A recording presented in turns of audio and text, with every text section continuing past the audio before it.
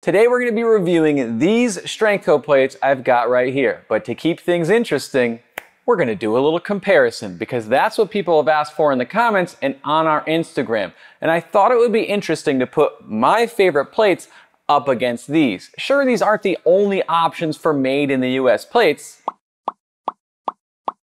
but they very well may be the most popular. Though Rogue's USA Olympic plates could probably be up there too, and makes sense to mention them in this one because Rogue's deep dish plates don't actually go below 25 pounds, and you're supposed to finish off the set with their Rogue USA Ollie plates.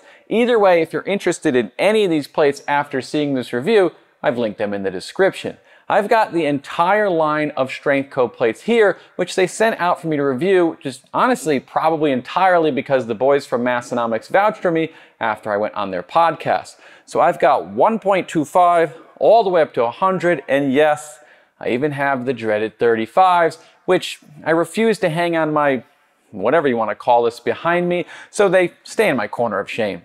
These E-coated machine plates, which technically they're both E-coated machined, but they've been on my radar since they launched. And like many others, I remember going back and forth between these two, but the shipping rates for a small company out of California made them much more expensive to me on the opposite coast.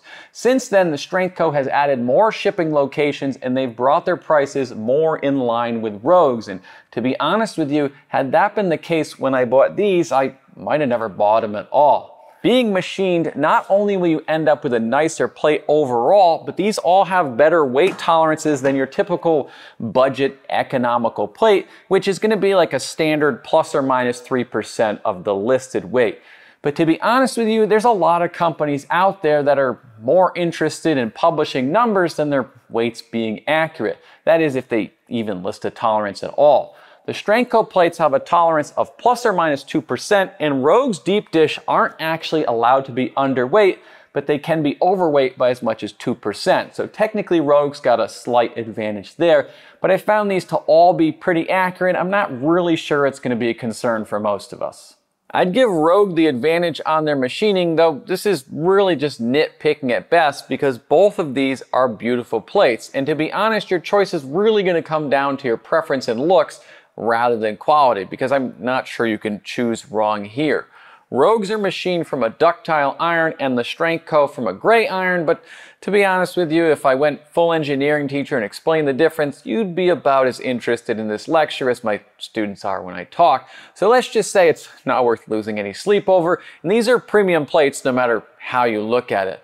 The difference in machining is that Rogue CNCs the back side of their plates, whereas the Strength Co leaves the backside rough. And I feel like there's a joke in there, but let's move on before I get myself into trouble like I normally do. Here's an example though. Okay, bad example. I know, I swear I use these all the time. Okay, maybe not all the time. So sure, Rogue is putting a little more into their plates, but that also creates a little problem with the finish as well, which I'll explain in a minute. The machining on the deep dish in general is ever so slightly better, at least in the few hundred pounds of each that I have. Now, to be clear, you'd really have to be some kind of meticulous dweeb who doesn't lift to notice, hence why I'm bringing it up. But if I go plate by plate, neither are going to be perfect. Here's the fun part though. Because the deep dish have CNC'd backs, which makes for a gorgeous plate out of the box, it also scuffs and scratches really easily because of how smooth and mirror-like they are.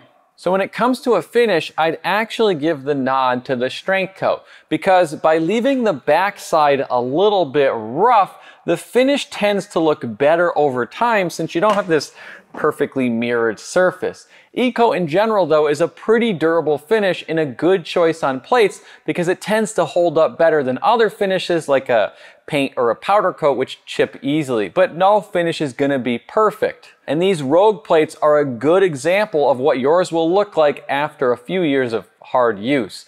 Now, if you're one of those pretty YouTube boys that thinks talking to a camera is a talent, then it won't matter, but it's something to note. The Strengthco plates are going to have a much tighter fit on your bar versus, well, I guess pretty much any other plate, because the inner diameter of this hub is machined to 1.99 inches versus the typical 2 inches or sometimes even larger. But they've also intentionally left the inner lip without a chamfer or fillet, creating an even tighter fit. Now, I'm not going to go full nerd and take the calipers out and explain these processes nobody cares about, but suffice it to say, it'll result in less slop and rattling, making for a quieter plate. Though if your bar does have rib sleeves, they can be a little bit loud when loading and unloading plates because of how tight they are on the bar.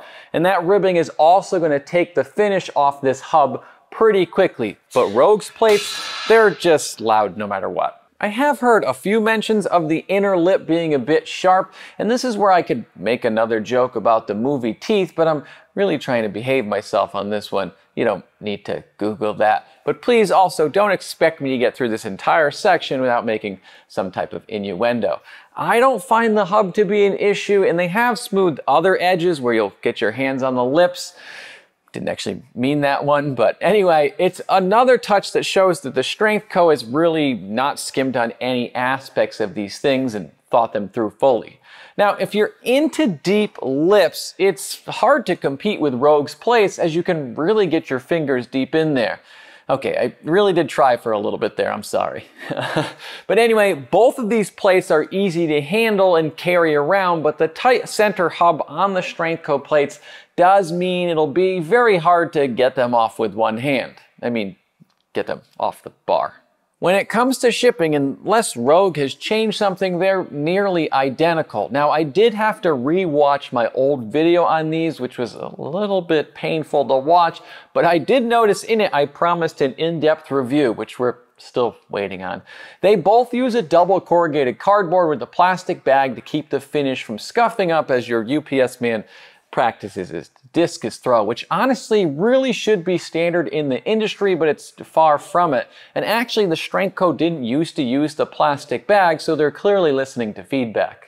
One of the main complaints about deep dish plates is how wide they are. And while we know I like them a little thicker around here, I do have to admit there's some logic there as they do push the mass further out, which could affect some lifts. But if you're lifting to look good to all your real friends online, then it's time to admit the deep dish are the equivalent of using bumpers to make your lifts look bigger. Remember, lift smarter, not harder. Also, I have no intention of ever pulling 675 pounds, which is 7 of these on each side of the bar, which is exactly what you would get if you tried to max it out, unless you want to use 100s. I have no idea how that would actually look in a lift, but my point is I don't think the width will ever affect the vast majority of us, and one of my followers, whom I follow, regularly proves to me just how much it'll never affect me. All that being said, width can be a factor, and 2 deep dish plates are actually wider than 3 Strengthco plates. So if you're even mildly more manly than me, or actually strong, and that's a concern of yours, it's probably a good thing to note, as you can easily fit more of these plates on the bar, and they'll be easier to store because more will fit on your rack or weight tree. That might not sound like much, but I'm currently storing like 8 sets of different plates all over my gym, and I'm starting to think Winnie has a point with me selling some of them so she stops tripping over the ones I leave on the floor. When it comes to looks, it's entirely a preference thing. On the one hand, if you're like me and think spending more money on a single set of 45s than an actual full set of plates is a good investment because you like that vintage look, then the deep dish very well may call to you, as that's what they're based on. A common complaint, though, is that most plates like this, which is where Rogue got the inspiration from, the 25s looked more like this. So the continuity in appearance with the set isn't really that strong because that's literally what they used to look like. Mix in the Rogue USA plates as change plates, which granted I did paint the white lettering on there, they'd be black, then, you know, you can really kind of see people's points with that appearance. But even the Strengthco had to lose these spokes at some point to keep these smaller plates functional. Personally, I love the look of deep dish plates. It reminds me of those old black and white pics of Arnold working out, which was a big reason I got into working out in the first place, and that aesthetic has always really called to me. On the other hand, the Strength Co plates are clearly drawing inspiration from another set of York plates, like the one we saw about 4,000 pounds of in our tour of the No Wine Cellar. So, depending which era calls to you may decide your preference there.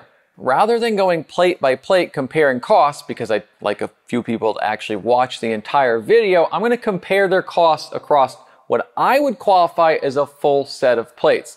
So a pair of 2.5s, 5s, 2 pairs of 10s, a pair of 25s, and we'll just say 3 sets of 45 pounds, which should be about 375 pounds. And of course, we've got shipping in there. I will admit, I'm guessing a little bit on Rogue's final price because the 2.5s, I don't know if they've ever actually existed, but I've never actually seen them in stock.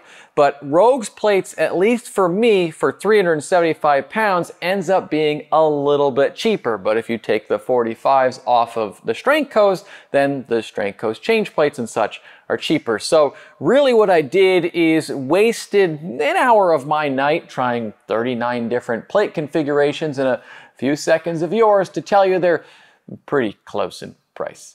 But you really get what you pay for here, as there's a reason people like me collect vintage plates. This is exactly the type of product people will be searching for decades from now if the Strength Co isn't still producing them. Though either option, you'll be buying something your kids are going to be passing down. I love that they're made here in the US and they really embody that classic American-made quality. And as an American, I refuse to believe any other country can make a quality product. Just ignore my cell phone, other electronics, and maybe this rack behind me.